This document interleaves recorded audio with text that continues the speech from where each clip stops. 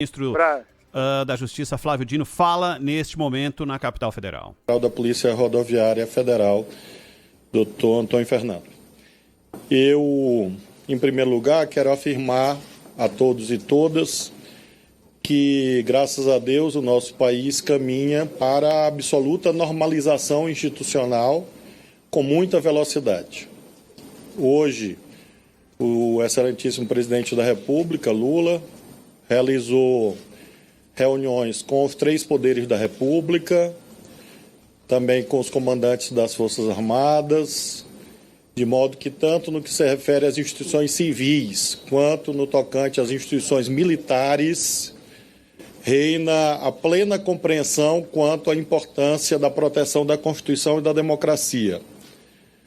Então, mais uma vez, podemos afirmar que golpistas, terroristas, criminosos em geral, não obtiveram êxito nos seus intentos de ruptura da lei, da legalidade.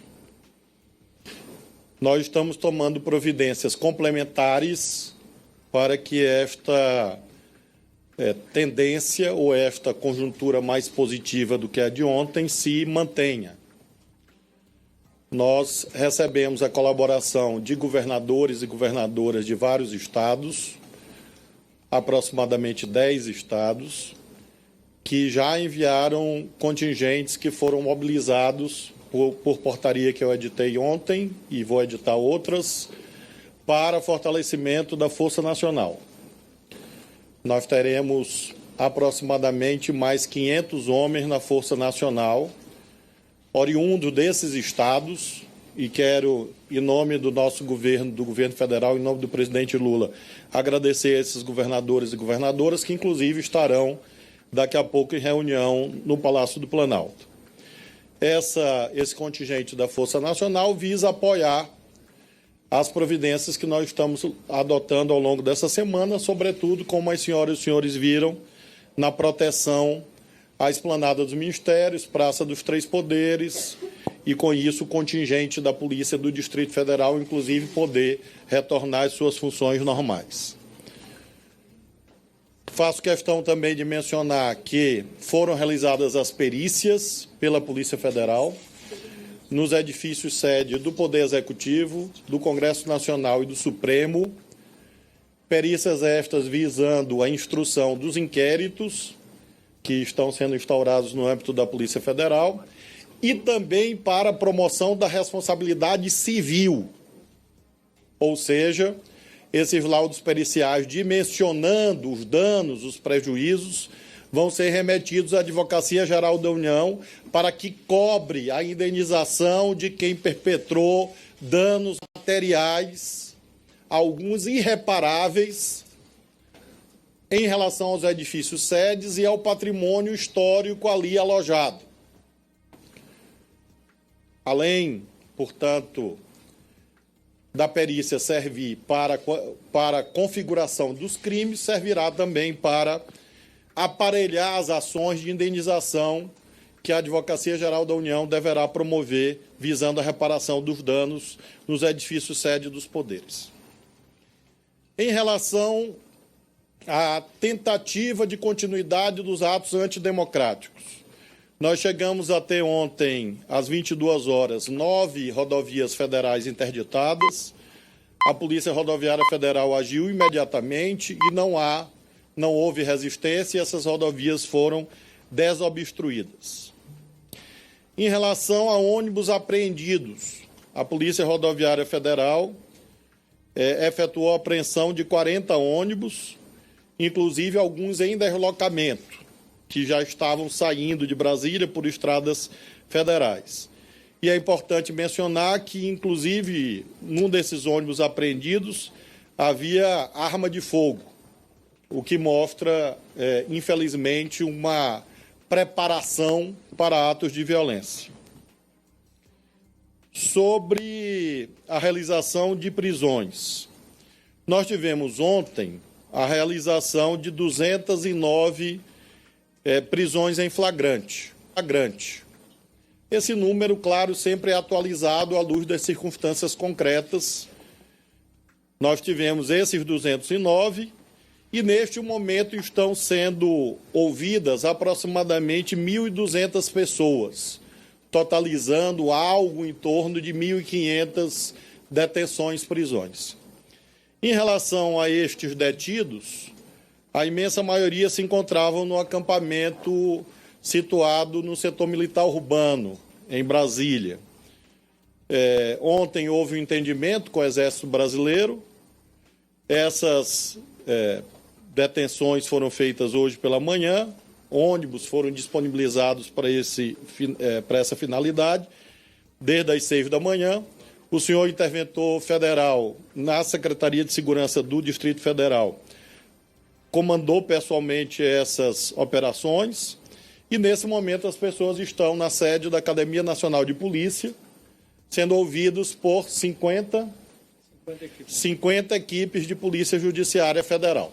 Então, nós temos 50 equipes que estão identificando essas pessoas, ouvindo, e, claro, o encaminhamento jurídico vai ser feito de acordo com os delegados e o próprio Poder Judiciário.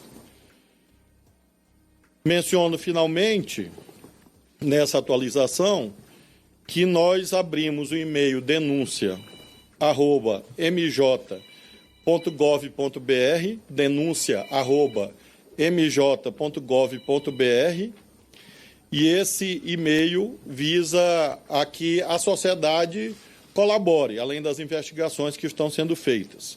Nós já recebemos 13.000 e-mails até o presente momento e há uma equipe fazendo a triagem para quê?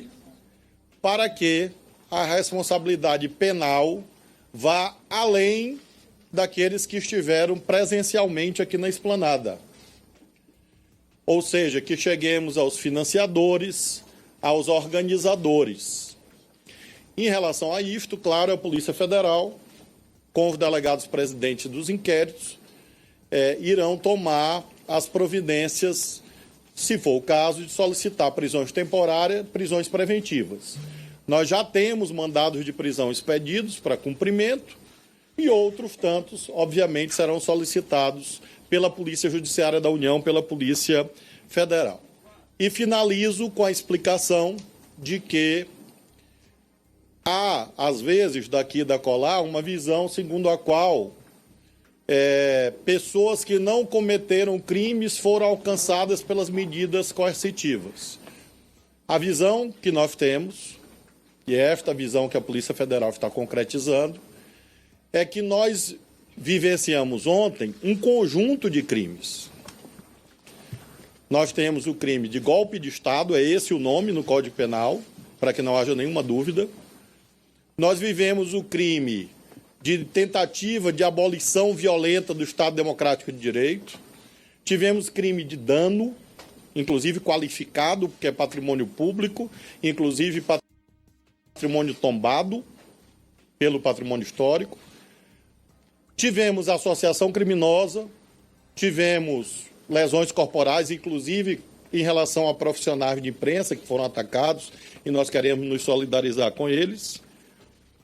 E este conjunto de crimes faz com que haja, portanto, múltiplas possibilidades de responsabilidade. Quem tiver dúvida, vá ao artigo 29 do Código Penal, que é o artigo que trata do modo como uma pessoa é identificada como coautor ou partícipe de um crime. E, portanto, são esses dispositivos do Código Penal que estão sendo aplicados, associados ao Código de Processo Penal, que define o conceito de prisão em flagrante. Todas essas providências, claro, serão comunicadas ao Poder Judiciário, que aí vai adotar as providências que considerar cabíveis. E aí já não nos compete opinar quanto a isso. Essa é a síntese da atualização de números, dados, providências. E, de um modo geral, nós acreditamos que esses eventos não obtiveram êxito em si mesmos e não obtiveram êxito no seu intento, que era gerar uma espécie de efeito dominó. Havia expectativa, aparentemente, de que alguns acreditavam que, a partir daqueles eventos simbólicos, da subida da rampa do Congresso, do Supremo e do Planalto, se produzisse um quadro de anomia no Brasil e, com isso, houvesse uma situação propiciadora de novas aventuras. Isto foi debelado, foi vencido, e nós acreditamos que, nesse aspecto, o pior passou. E por que, senhoras e senhores, sociedade brasileira que nos acompanha, é necessário agir nos termos da lei? Porque a resposta penal e a resposta civil, a indenização, tem um duplo objetivo. De um lado, nós estamos cuidando da punição de quem infringiu a lei. E, por outro, nós estamos cuidando de prevenção. E, portanto, nós não podemos e não vamos transigir no cumprimento dos deveres legais, porque este cumprimento é essencial para que tais eventos não se repitam. Essa, portanto, é a abordagem inicial e, claro, que me coloco à disposição também o doutor Andrei e o doutor Fernando, caso haja alguma indagação. Boa tarde. Vamos começar com a lista pré-estabelecida já. Primeiro, a Isabela Camargo. Ministro Flávio Dino fala em Brasília ainda acerca dos acontecimentos de ontem dos ataques à capital federal. Vocês podem fazer inscrição aqui. Só pela transmissão. Boa tarde. Ministro, eu queria mais informações a respeito dos detidos no acampamento que estava montado em frente ao QG. Qual é a situação deles neste momento? Eles estão detidos, eles foram presos, eles vão responder, eles podem ser liberados ou é considerado um flagrante o que foi feito hoje cedo? A princípio é considerado um flagrante, isso consta da decisão do ministro Alexandre de Moraes. É claro que eles estão sendo ouvidos e as providências de polícia judiciária serão tomadas, inclusive com a posterior comunicação ao Poder Judiciário. Caberá ao Poder Judiciário dar a resposta final quanto ao que ocorrerá com eles, porque alguns serão submetidos à audiência de custódia, outros podem eventualmente receber o benefício da liberdade provisória, então nós não temos como afirmar o que ocorrerá concretamente com cada um. O que nós podemos afirmar é que, neste momento, eles estão sob guarda da Polícia Federal, que está ouvindo e lavrando os documentos pertinentes, e haverá o encaminhamento ao Poder Judiciário, creio que hoje ou amanhã. A equipe está lá, são 50 equipes, a nossa perspectiva é, de modo ininterrupto, finalizar essas oitivas entre hoje e amanhã, e aí comunicar ao Poder Judiciário. Na Academia Nacional de Polícia Federal. Segunda pergunta, Felipe Frazão, do Estadão. Boa tarde, ministro. Ontem o senhor falou, à noite com a gente, em infiltração ideológica das instituições de Estado. Logo depois a gente viu um episódio que eu queria que o senhor pudesse dar explicações à sociedade se era somente uma descoordenação ou era um exemplo disso, dessa infiltração. A Polícia Militar tentou entrar no QG para efetuar prisões e foi montada uma barreira, inclusive com blindados do Exército pela primeira vez. O que ocorreu nesse episódio? O que o senhor pode trazer a público e como se podemos saber se isso se repetirá ou se isso passou? Concretamente, havia uma situação de descontrole em face da ação de criminosos na Praça dos Três Poderes e na Esplanada. Houve a decretação de intervenção pelo presidente Lula da Segurança Pública do Distrito Federal. O interventor federal designado, secretário executivo desse ministério, Ricardo Capelli, foi pessoalmente com os comandos da Polícia Militar e mesmo a Polícia Federal, a Polícia Rodoviária Federal acompanhando. Essas pessoas foram sendo conduzidas e retornando ao seu ponto de partida. A imensa maioria exatamente havia partido deste quartel do Exército. Chegando lá, as pessoas entraram. E havia, obviamente, um problema ali de jurisdição, porque é uma área sob servidão militar. Foi necessário, e nós fizemos, a ida minha, do ministro Rui e do ministro Múcio, ao comando do Exército, reunimos com o senhor comandante do Exército e também com o senhor comandante do Planalto, e houve um entendimento ali institucional de como seriam feitas as detenções e prisões. E isto foi feito na manhã de hoje, a partir das 6 horas da manhã, de modo que nós consideramos esse episódio como superado. Eu lhe diria que é algo próprio de um momento de dificuldade, de crise, em que foi necessário exatamente esse ajustamento entre a jurisdição civil, que nós comandamos, e a jurisdição militar, que o senhor comandante do Exército comanda. Nós chegamos lá, eu creio que já por volta de 23 horas, e houve um entendimento administrativo, e esse entendimento administrativo foi cumprido na manhã de hoje. E nós consideramos que essa solução foi boa e resolveu o principal, que era garantir que essas pessoas fossem levadas à Polícia Federal para serem ouvidas e aí então, haver o esclarecimento da responsabilidade penal. Tainá Farfã, da CNN. Ministro, boa tarde. A gente já vê que está sendo encaminhada uma responsabilização ao governador do Distrito Federal, Ibanez Rocha, ele já foi afastado do cargo. Tudo isso que está acontecendo serve de exemplo para outros governadores. Eu também queria saber da parte que toca ao senhor. Algo poderia ter sido feito antes para evitar que a gente passasse por tudo isso e visse esse estrago que a gente acompanhou nos 3 poderes? Na esfera federal, não, por questões jurídicas. Por exemplo, a Polícia Federal é a polícia judiciária, ela não é uma polícia ostensiva. Não cabe a ela fazer patrulhamento da esplanada. Ao Exército, às Forças Armadas, é impossível agir se não houver decretação da chamada GLO. A Polícia Rodoviária Federal, obviamente, não poderia ter atuado. O contingente da Força Nacional disponível foi mobilizado. Ele estava atuando e atuou, inclusive na crise. O que nos cabia, constitucionalmente, à luz do artigo 144 da Constituição, foi feito. Ou seja, reuniões preparatórias com o governo do Distrito Federal, que é quem tem a competência de fazer a chamada garantia da ordem pública.